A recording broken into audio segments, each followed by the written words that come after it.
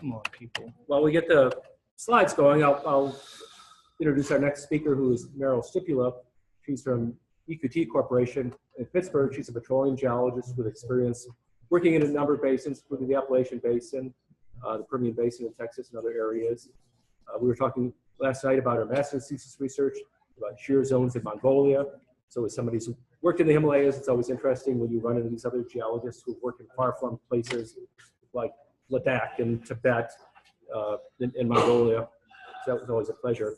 And she's going to speak about the value of public geoscience data in industry.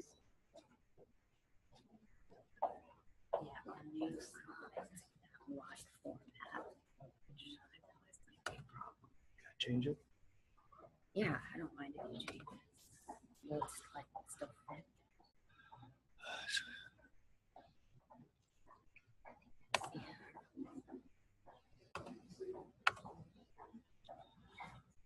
Yeah, I'm sure that should be fine.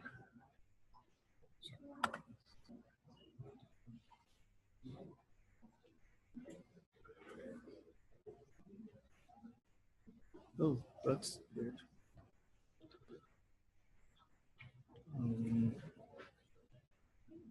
It's just on the wrong, it's like opposite screen. Oh, you gotta be kidding me. Oh, we should duplicate the thing. That works, right? Use this. How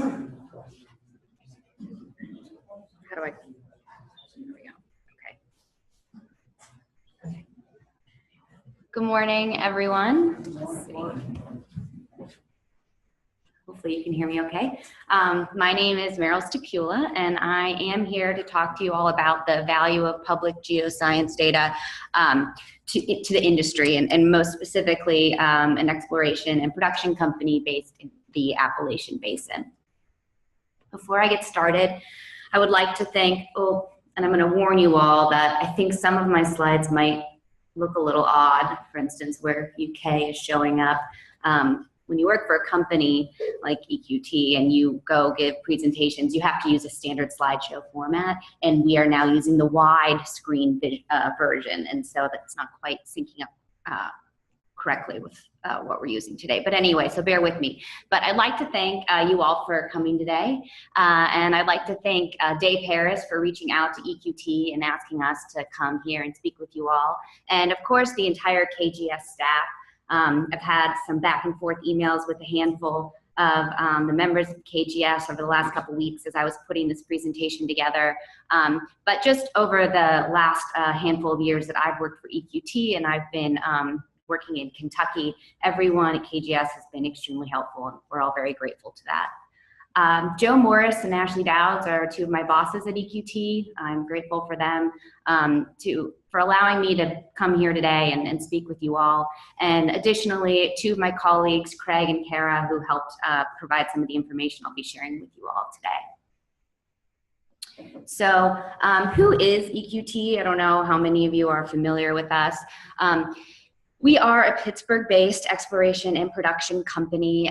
We are focused on developing our Marcellus and Upper Devonian acreage within our core acreage area, which is highlighted by the two boxes in the image here to the right. That's a screenshot from our most recent investor relations report. But just to get an idea of the type of acreage that we currently operate and develop, we have close to 500,000 acres of Marcellus development within our core area, and around 85,000 Upper Devonian acres within the Upper Devonian core development area. Our company's current strategy is consolidation within that core area, so that means tacking on additional acreage so we can drill longer laterals and better wells, and that will ultimately be more economic.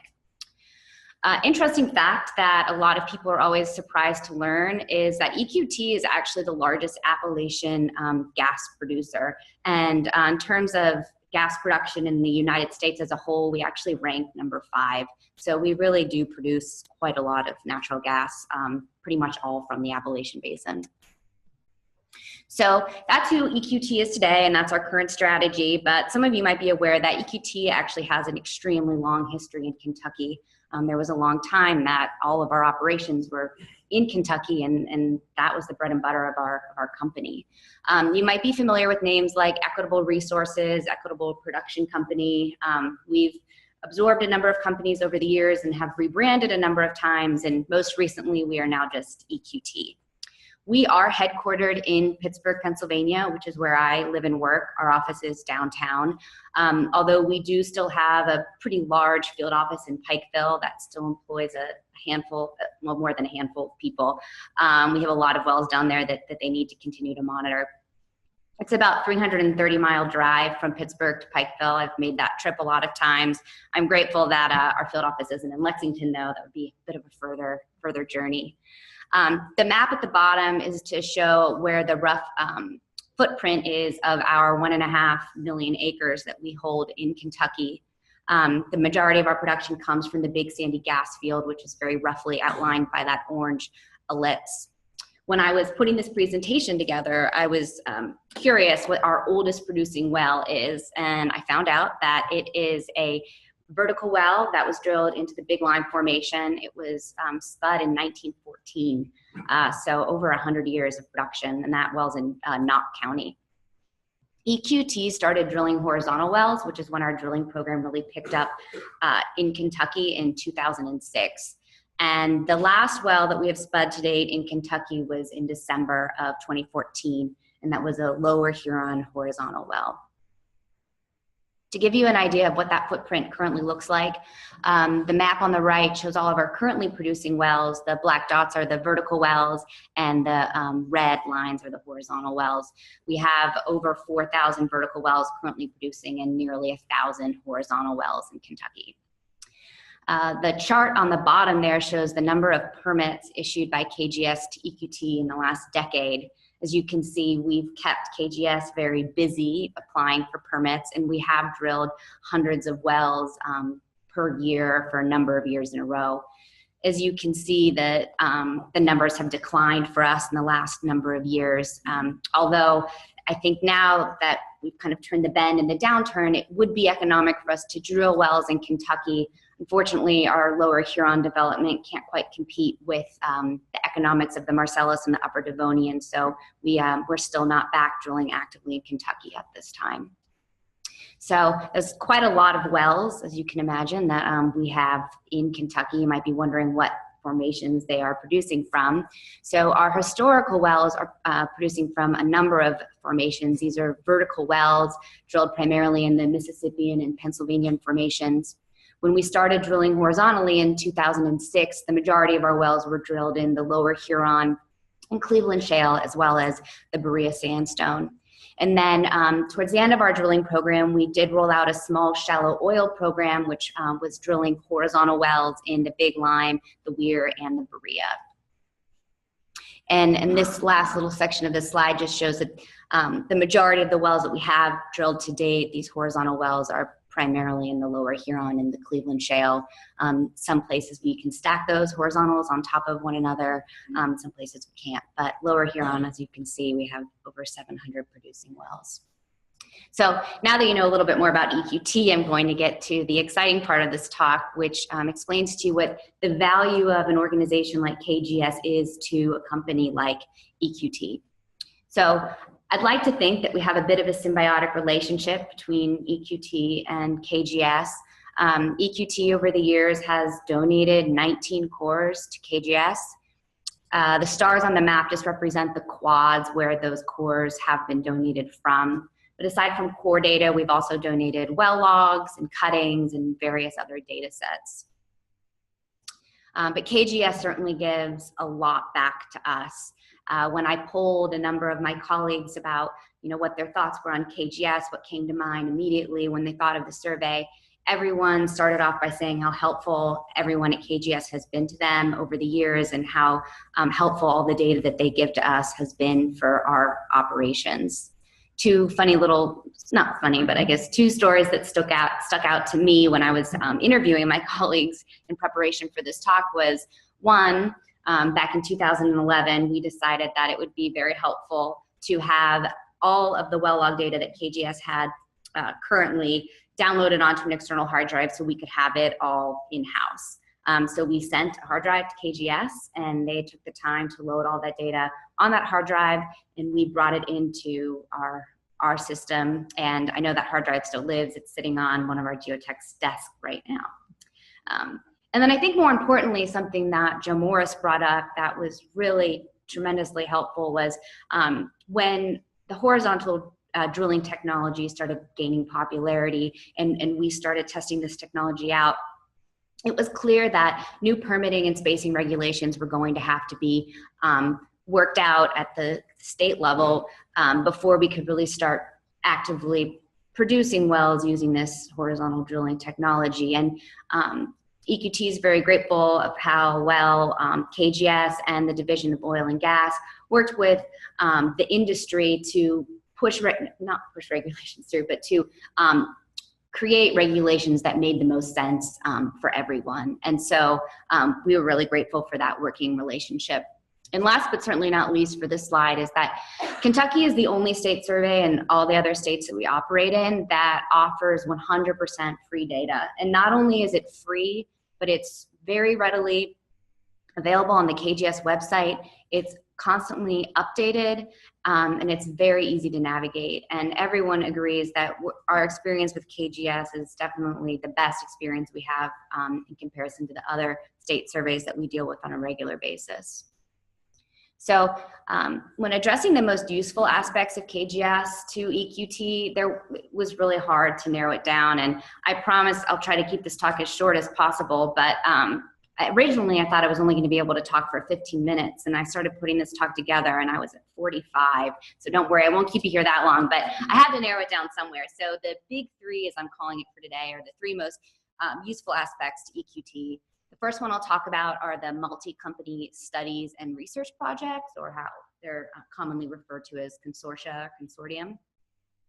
The Well and Sample Core Library, which is where we're all being hosted today.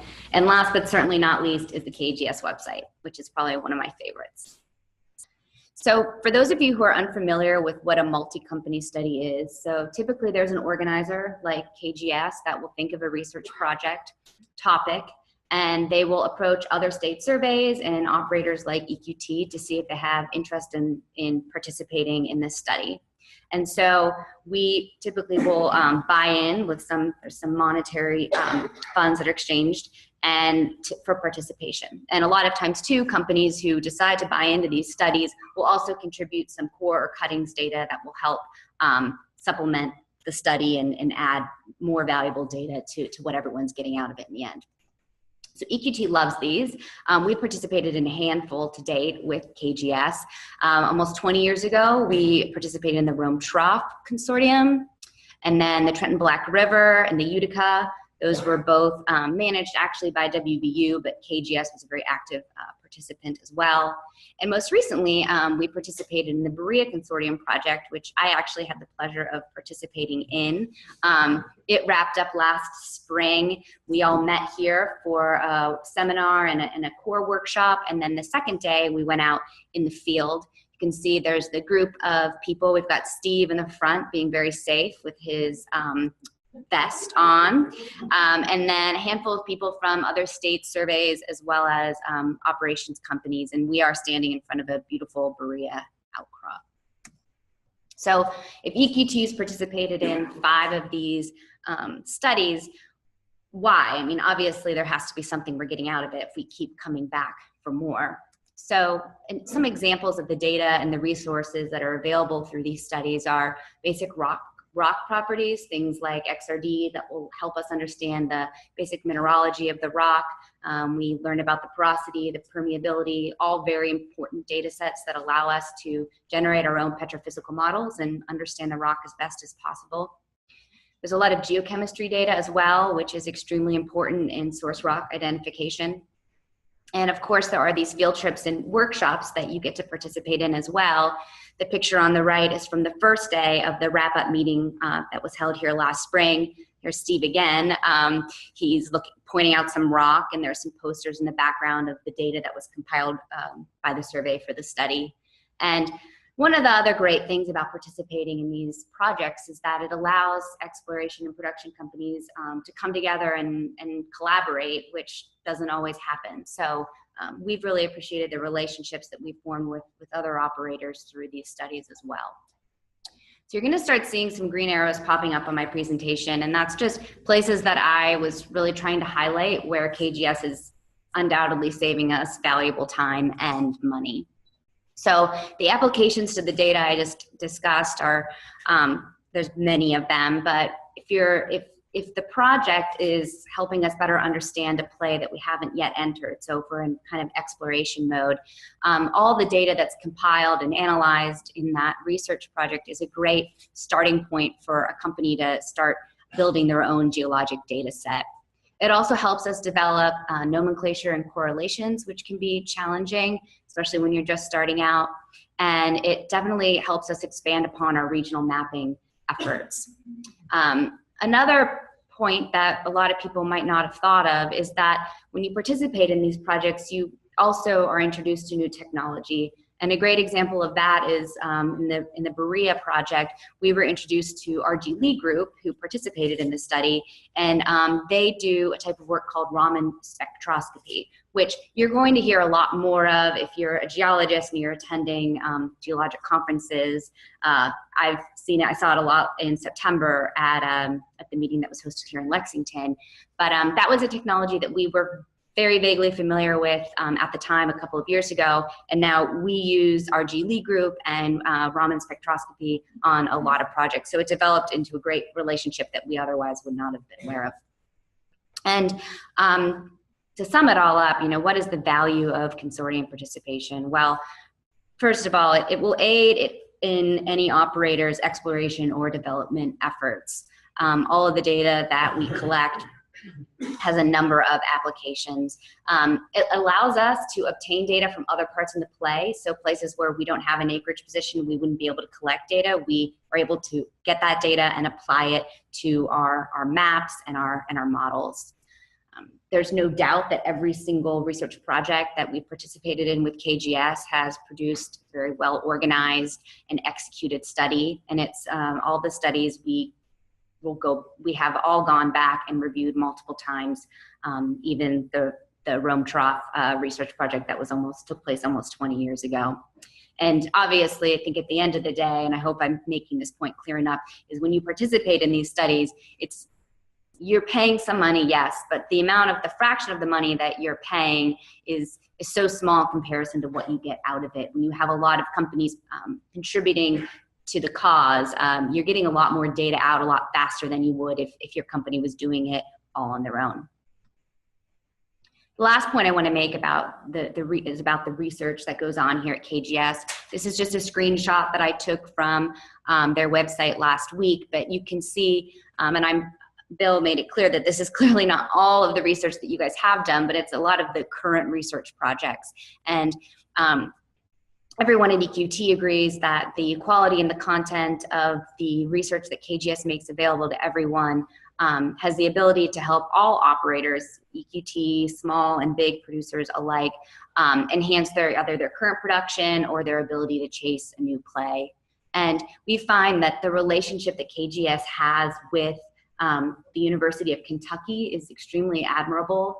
And I think it's that relationship that allows KGS to really produce very high caliber data that's, we know, high quality. It's often peer reviewed, and it also attributes to a really wide array of topics that we utilize often. So we really think that's incredible. So the second part is about the KGS Well Sample and Core Library, which is where we are today. I have to admit, I stole a lot of the information on this slide directly from the website, but when I was reading through the numbers, I thought they were pretty amazing, and I thought it would be helpful for everyone to see them on the screen as well.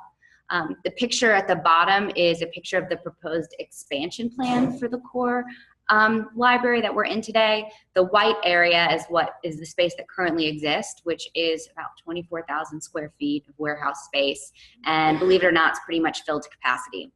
But that's not surprising when you learn that this library is filled with cuttings and core from over 25,000 locations throughout Kentucky. And in the past 5 years alone, the library has obtained 2.6 million feet of well samples and cores. It's incredible. And one of the most beautiful things about this place, aside from the fact that it's stuffed to the brim with data, is that the data is available to anyone who wants to come and use it. You can be a researcher, an academic, you can be a high school teacher who's looking to collect some rocks to organize a fun and exciting science lab. You can be someone like me who's interested in exploring a new play and I need data and I don't have it, and I can find out that KGS has it, and not only do they have it, but they're offering it to me for free. So that's remarkable. And this last little tidbit is definitely a time saver for a lot of companies, is that they'll store a donated core for free here. And as many of you know, when you collect core data, it's very expensive. And when you get the rock out of the ground, a lot of companies will do various tests on it. But then after that point, you don't really have a use for the rock at that very moment. So what do you do with it? And you know, I work in a high rise in downtown Pittsburgh. I tell you, we don't have space or the weight requirements needed to store all this core. So a lot of times we end up paying a rental fee to store the core. But at KGS, if you donate the core to them, they will store it for free, but really better than that, they will store it for free and then allow it to be publicly available to anyone who needs to use it. We've obviously taken advantage of this relationship and offer with the 19 cores that we've donated, and I think it's incredible that they offer that service to everyone. So a real life example that happened to me recently is I decided that I needed some core samples from a couple cores that I knew existed here at KGS, thanks to their website, and Dave Harris. And I contacted Dave and I said, Dave, I need to collect some samples, but it really just, I don't have the time to come down here economically. It just really didn't make sense. Can you help me pull these cores and sample them and get this data, help me get this data where it needs to go? And per usual, Dave and everyone at KGS was very helpful in helping me facilitate this, where it just wasn't really making sense for me to come all the way to Lexington to do that sampling. Additionally, like I said, we've taken advantage of, and I know a lot of other people have too, of having the core storage available for long-term storage of their data. And lastly, I think what's also really cool is you can get on the website and very easily discover what cores exist and where, what formations they cover. And that can be very helpful if you're trying to get involved in a new play in an area where you don't have any data. You can find out if that data exists and then sample it and start your project. And just to show you how easy that is, the KGS website is a great segue into the last portion of this talk, which focuses on that. You can get on the website, you can search by any number of things. In this case, I've searched by county, curious to see what cores exist in Leslie County. A couple clicks of the mouse and I get brought to this lovely page, which lets me know what exists and what data exists for it. And so you can typically see there's a well log, which we love.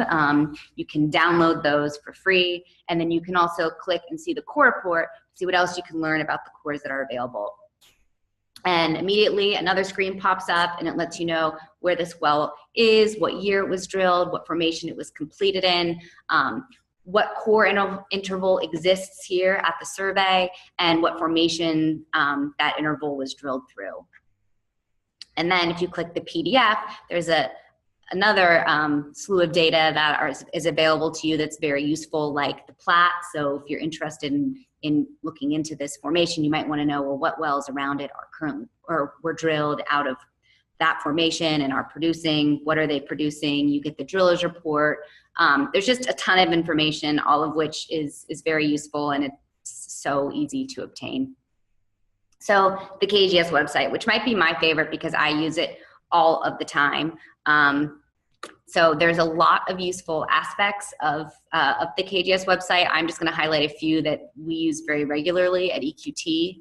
The first is the oil and gas permitting visualizations. So KGS will send out or update a weekly permit list.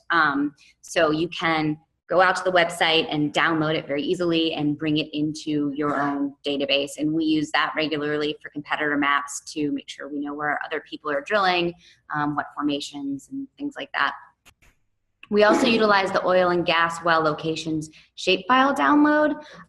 We personally bring this in quarterly into our mapping software. Again, it helps us understand what's going on in the basin outside of just what we're doing.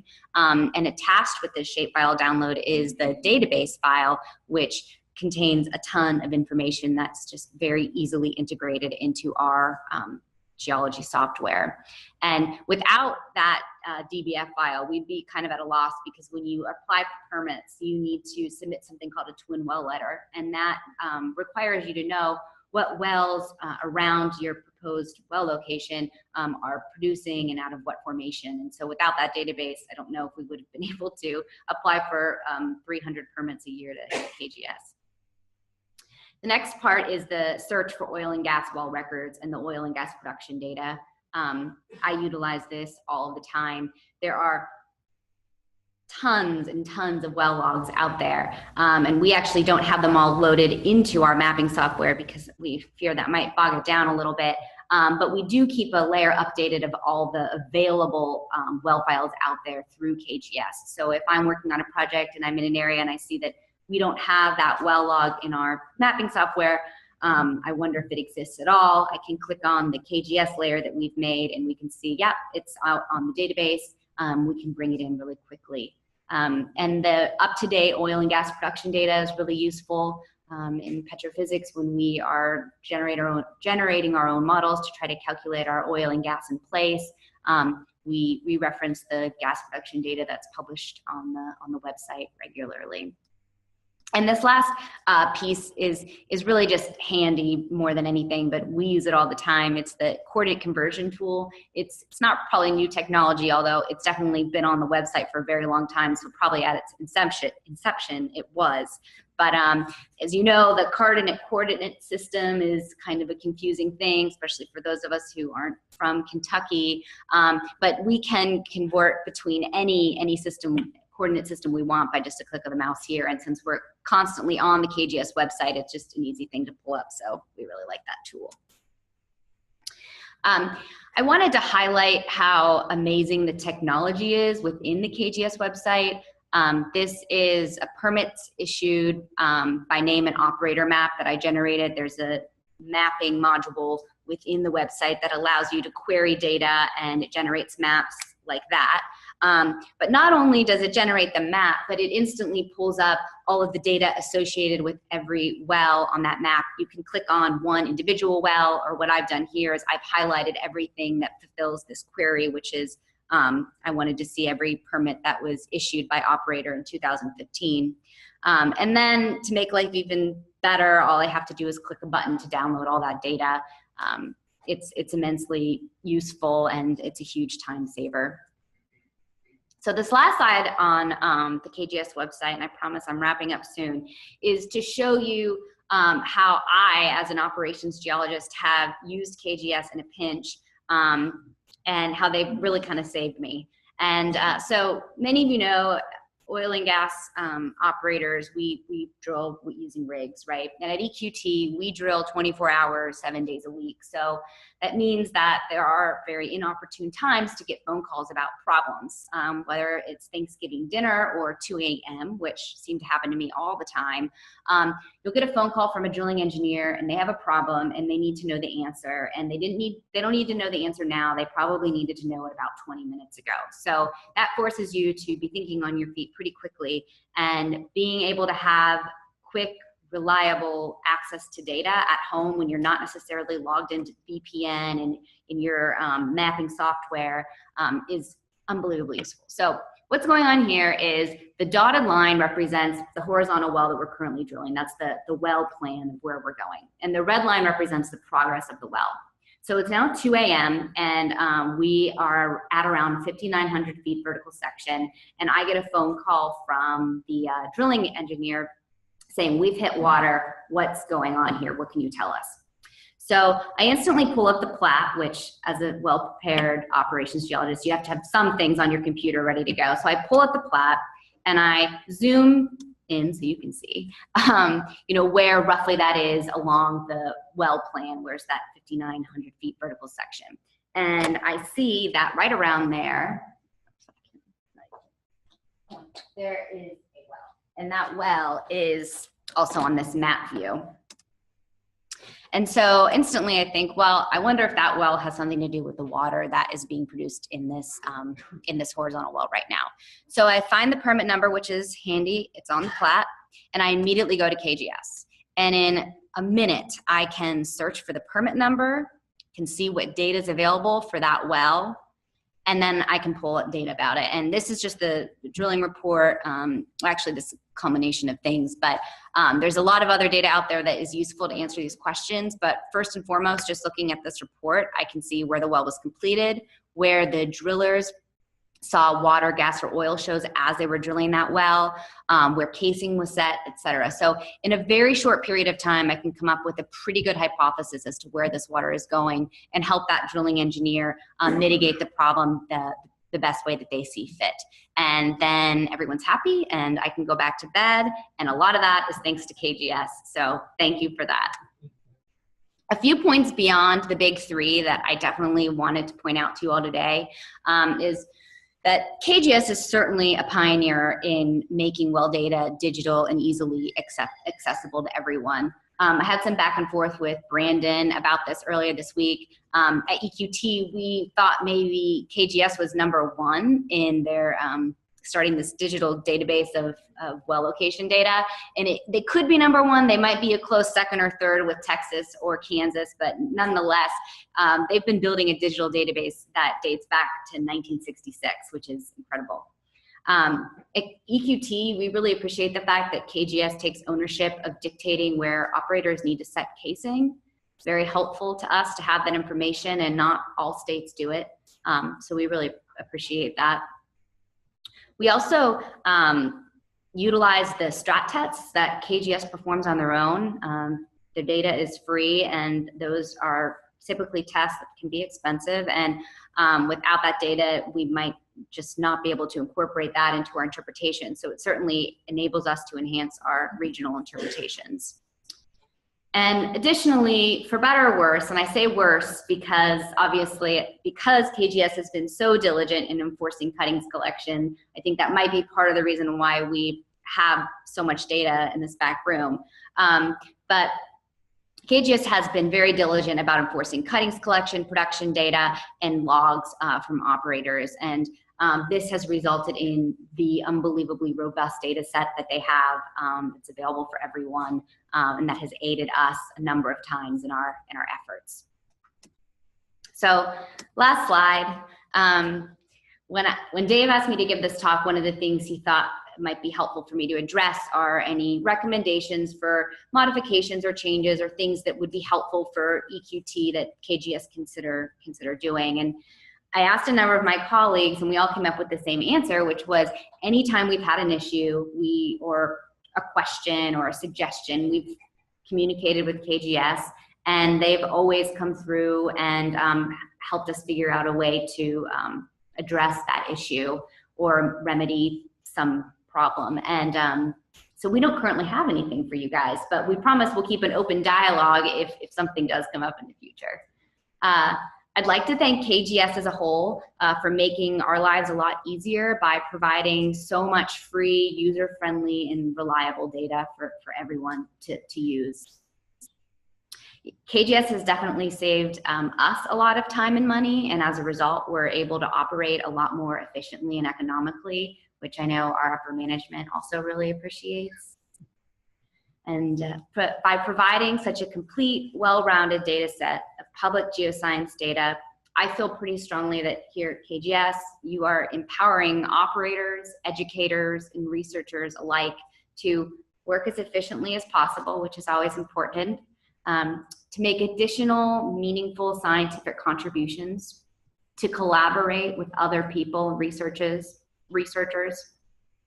and if you're me, maintain a healthy relationship with drilling engineers. So I appreciate that too.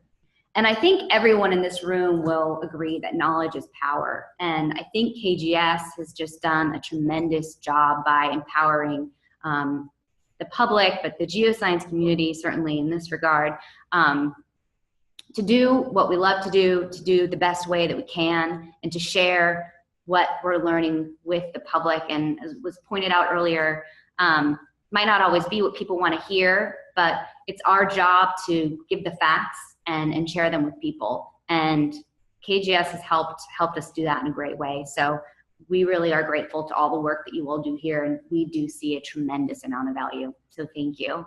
And it wouldn't be a proper geology presentation if I didn't end with a joke.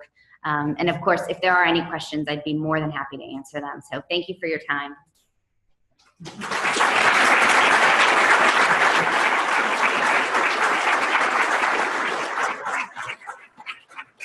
One thing I think needs to be emphasized is that people might get the wrong idea. KGS has no role as an enforcement entity. The state of Kentucky enforces the rules. KGS is a repository, and people's understanding of how it works is that contributes a lot to how good information comes in, or how well information comes in. So you said enforce. It's the state that does that, not KGS. I apologize. I misspoke. I tripped up a little bit there, but I think it was the scientific expertise of the people at the survey weighing in and with operators and the state people at the state level who enforce the regulations. It's a collaboration that allowed for things for laws to pass that made sense for everyone. Thank you. Yep. What do you guys use for Raman spectrometry? So in the Berea study, we were using it to better as a tool for measuring thermal maturity.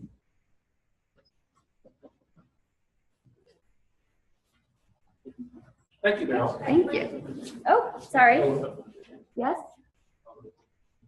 Elaborate a bit on your success with the horizontal drilling. Well, so we drilled 3 wells, and they were of varying successes. I think if oil prices were higher, we'd certainly be back trying to drill more wells and figuring out the best way to drill them. But we got cut short a little bit on the program that we hope to drill. So until we can gather more data, I think they have promise, certainly, but not at 40 whatever dollars we're at right now a barrel. Thank you. Thank you.